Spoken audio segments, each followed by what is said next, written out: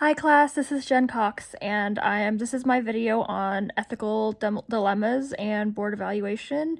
So I have a couple things to say. The first question is, what are some of the themes you see when you look at the common responses for board discipline?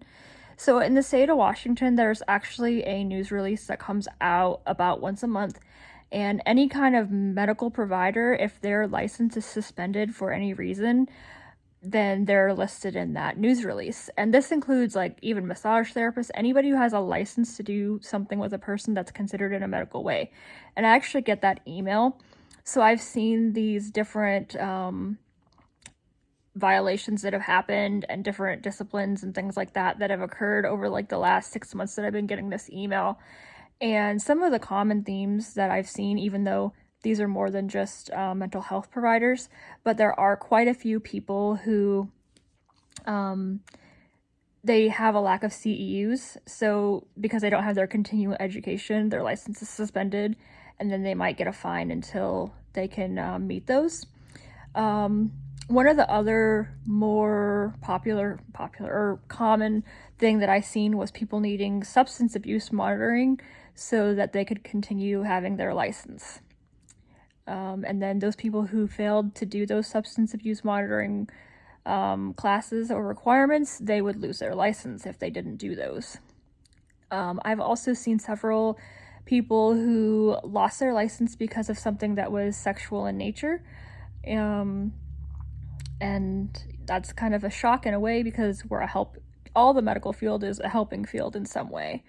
So there was a lot of conditional revocations of licensing, just depending on the severity of whatever the license was being suspended for. So one of the more serious cases that I actually saw that was a recent case was someone who lost their license because of child pornography. And they possess child pornography, and they're also trying to sell child pornography. So yeah, their license was completely gone. No more. No chances, just gone.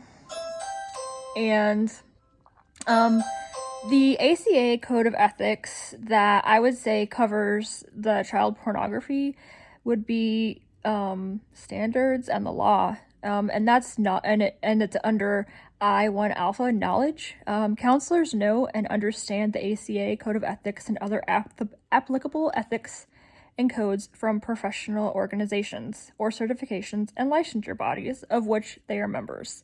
Lack of knowledge or misunderstanding of an ethical responsibility is not a defense against a charge of unethical conduct. So basically, even though child pornography is not addressed in the ACA Code of Conduct, it's definitely a law, and the person should know that they should not be doing something like that.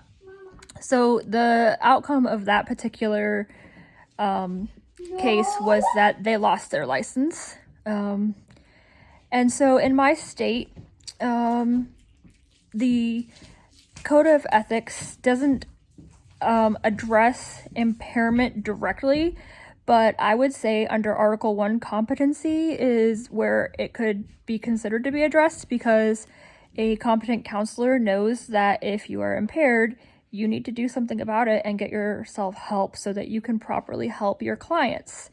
So, as a competent counselor, whether it's another person that you see who is impaired or yourself that's impaired, that's when you need to step in and, use your brain and your competence to help the person in need.